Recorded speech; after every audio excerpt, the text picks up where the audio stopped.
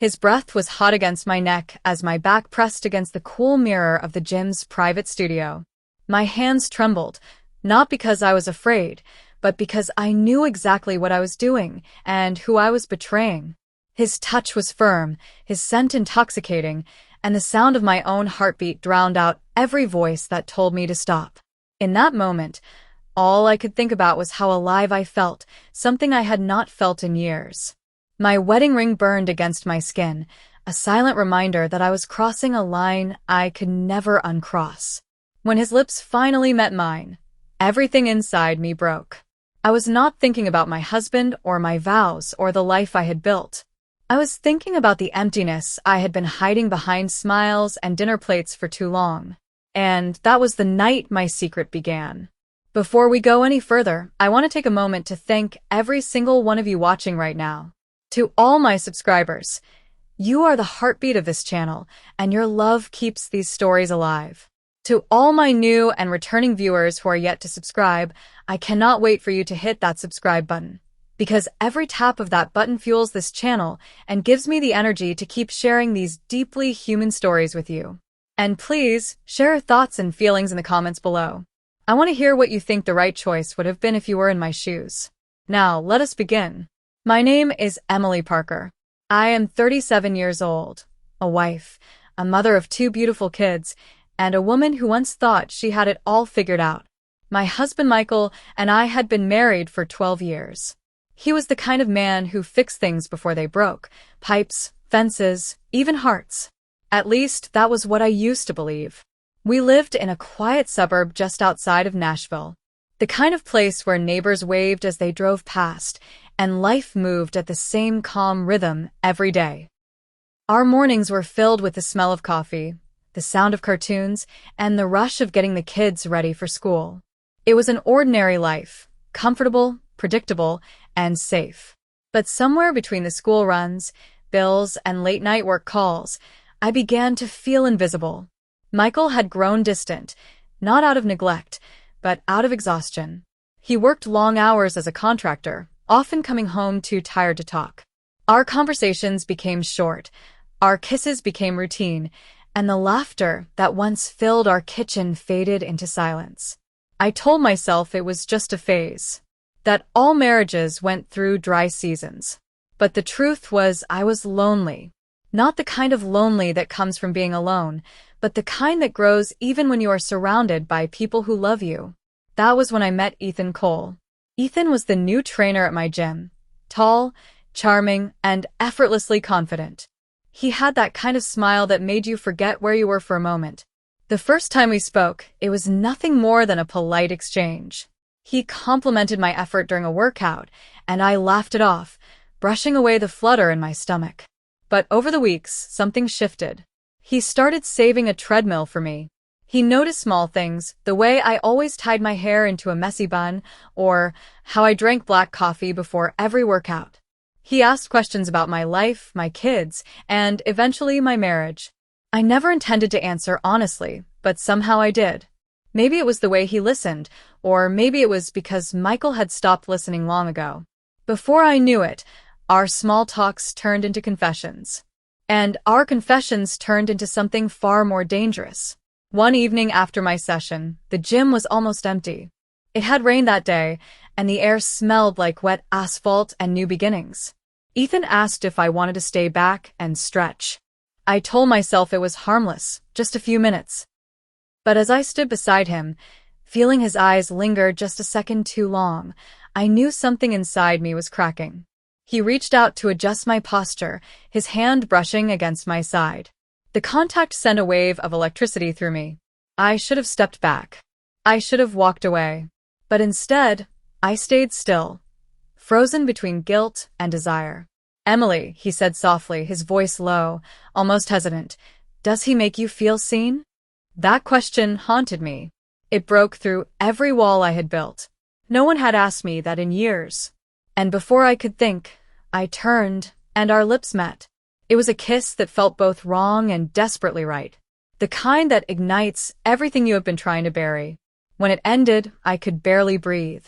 I grabbed my bag, muttered something I cannot even remember, and left. That night, I lay beside my husband, pretending to sleep. His arm rested over my waist, the same way it had every night for over a decade. But for the first time, it felt heavy.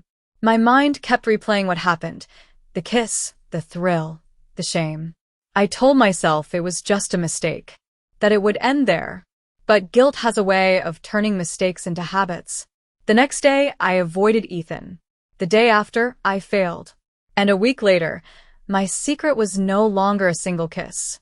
Every moment with him made me feel alive, desired, seen, things I had convinced myself I no longer needed. But every moment after being with him made me feel hollow, terrified, and disgusted with myself. Michael noticed the change. He asked why I was smiling at my phone more often. I said it was just group chats with friends. He asked why I started wearing perfume to the gym again. I said it helped me feel motivated. Lies came easier than I expected. But the truth? It was tearing me apart from the inside out. One night, after the kids were asleep, I stood by the kitchen sink, staring at my reflection in the window. The woman staring back looked the same. Same brown hair, same tired eyes, but inside, I was unrecognizable. I wanted to stop. I wanted to confess. But how could I destroy the man who trusted me most? And yet, how could I keep pretending? That was the night Ethan texted me one simple line. I cannot stop thinking about you. I should have deleted it. Instead, I replied. And that reply changed everything. I used to believe secrets were safe as long as you buried them deep enough. But what I learned is that secrets have a pulse. They breathe, they grow, and eventually, they start to eat you alive from the inside out. Every day after that first night with Ethan, I woke up with a knot in my chest. The guilt came before my feet even touched the floor. I could feel it crawling under my skin when Michael kissed my forehead before leaving for work. He would say, "I love you," and I would force myself to answer, "I love you too," but the words tasted bitter now. It was strange how love and betrayal could live in the same heart. Michael had started noticing things subtle at first. The way I flinched when he reached for my phone. The way I avoided eye contact when he asked about my day. I could see the confusion in his eyes, the silent questions he was too gentle to ask. He was still the same man, patient, kind, steady, but I was no longer the same woman he came home to. Ethan, on the other hand, was everything Michael was not, or, at least, that was what I told myself to justify what I was doing. He was impulsive, passionate, dangerously charming. He had a way of making me feel like I was the only person who existed in the world. Every time he looked at me, I forgot my responsibilities, my vows, my morals. I forgot everything that made me me. But after every encounter, reality came crashing back like a wave I could not outrun. I would sit in my car in the gym parking lot, staring at my reflection in the rearview mirror, trying to recognize the woman staring back. Sometimes I would cry. Sometimes I would just drive aimlessly around town, desperate to feel something other than shame. I knew I was losing myself, piece by piece. Ethan began to change too. At first, he was patient and cautious, understanding that I was married. But the more time we spent together, the more possessive he became. He wanted to see me more often, to call me late at night, to hear my voice when I was home. One evening, he texted me while I was sitting on the couch with Michael and the kids. My heart nearly stopped when my phone vibrated. Michael glanced at me and smiled, completely unaware that my entire body was trembling. I excused myself and went into the bathroom to read the message. It said, "Do you ever think about leaving him?" For the first time, I did not know how to respond. I stared at the screen for what felt like forever. My mind screamed no, but my heart whispered maybe. That whisper terrified me. When I returned to the living room, Michael was helping our son with his homework. He looked so peaceful, so certain of the life we had built. And that was when the guilt hit me harder than it ever had. It was like standing in a house I had set on fire and pretending not to smell the smoke.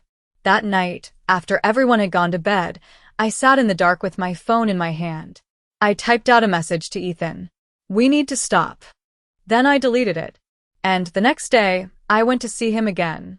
The cycle became unbearable. Guilt during the day, temptation at night. I tried to focus on my marriage, but my emotions were scattered. Michael noticed. He asked if I was feeling depressed. He suggested therapy. He wanted to take me on a weekend trip, just the two of us.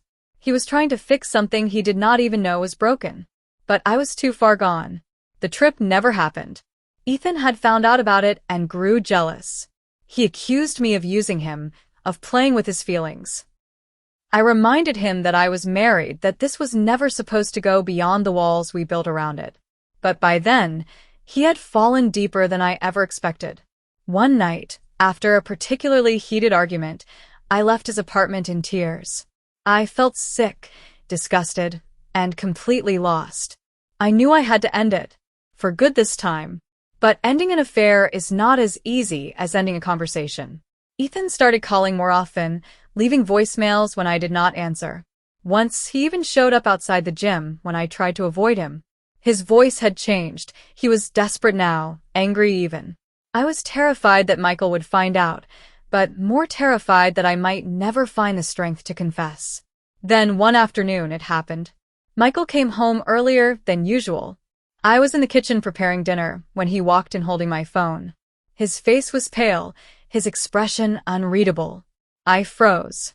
My heart began to pound so loudly, I thought the whole neighborhood could hear it. He placed the phone on the counter and said quietly, "Who is Ethan?" Every part of me went cold.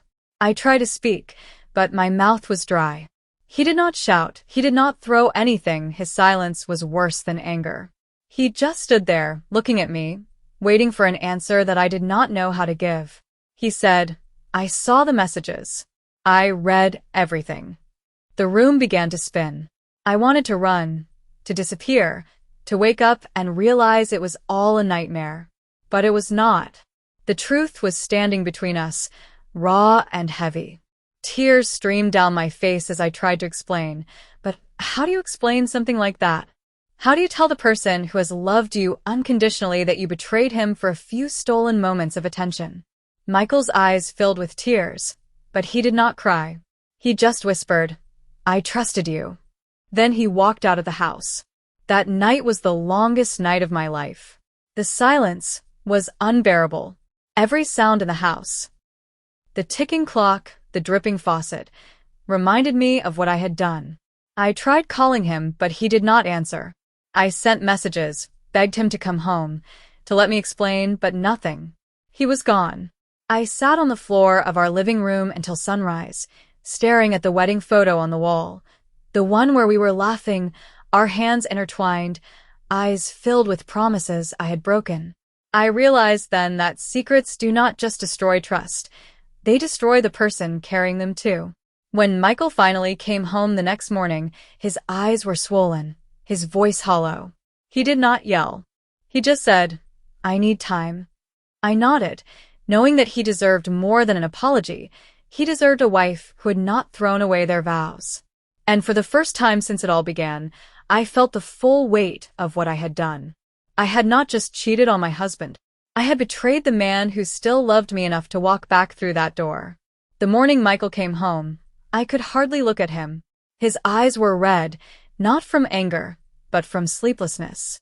He looked like a man who had seen something sacred die. I wanted to speak, to fall to my knees and beg for mercy, but the words sat like stones in my throat. He walked past me without a word, set his keys on the counter, and went straight to our bedroom. I stayed frozen in the living room, listening to the sound of his footsteps, steady but heavy. I did not know if he had come home to stay, or simply to say goodbye. When he finally spoke that night, his voice was calm, too calm. "I cannot unsee what I read," he said, his gaze fixed on the floor. "But I need to understand why." The question hit me like a blade. I did not have an answer that would make sense. I told him the truth, that I had felt invisible, lonely, desperate to be seen again. That somewhere along the way, I had lost myself and tried to find pieces of me in someone else's attention. He did not interrupt. He did not shout. He just listened, his face unreadable. When I finished, he stood quietly for a long moment before saying, "I am broken, Emily. I do not even know how to look at you right now." But I am still here, and I do not even know why." Then he walked out of the room. The days that followed were a blur. The silence between us was no longer peaceful. It was suffocating. We slept in the same house, ate at the same table, but the air between us felt foreign. Our children noticed the tension, though we tried to shield them from it. Michael began sleeping in the guest room. Every night I would stare at the empty side of our bed, the indentation of where he used to lie, and cry quietly so the kids would not hear. I deleted Ethan's number, every message, every photo. It felt like cutting off a limb, painful but necessary. He tried to reach out once, but I ignored him. There was nothing left to say. The affair had burned itself out, and all that remained was the ash of what I had lost. A few weeks later, Michael asked me if I wanted to attend counseling. I agreed instantly. It was not out of hope that he would forgive me, but because I needed to face the truth out loud. Our first session was brutal. Sitting beside him in that small office, I felt exposed, like every part of my soul was under a microscope. The therapist asked questions I did not want to answer, but I forced myself to. I told them everything, how it started, how it spiraled, and how I hated myself for it. Michael barely spoke that first session, but the look on his face said everything. Pain. Confusion. Betrayal. Over the next few weeks, he began to open up more. He told me that what hurt him most was not just the affair, but the fact that I had pretended that every time I smiled, cooked dinner, or kissed him goodnight, he was loving someone who had already left him in spirit. That truth nearly destroyed me. One evening after counseling, we drove home in silence. As we pulled into the driveway, he turned off the engine and said softly, "I do not know if I can ever trust you again. But I also do not know if I can live without you." Those words broke something open in me. I started to cry, not the soft, careful kind of crying I had been doing for weeks, but the kind that comes from somewhere deep and raw. I told him I did not expect forgiveness. I told him I would spend the rest of my life proving that I was still worthy of his love. He did not answer. He just reached over and took my hand. That was the first time he had touched me since he found out. Healing did not come quickly. It came in fragments, small, uncertain moments that slowly stitched us back together. Some days we would talk for hours. Other days we would say nothing at all. But at least we were still trying. There were nights when he would wake up crying, thinking I did not hear. There were mornings when I would find him staring at old pictures of us, lost somewhere between love and pain. I wanted to take away his hurt, but I knew the only thing that could heal him was time and consistency. I started writing letters to him, even though we lived under the same roof. Every night I would slip one under his door, short notes of apology, gratitude, and love. At first, he did not respond. But one morning, I found a note on my nightstand.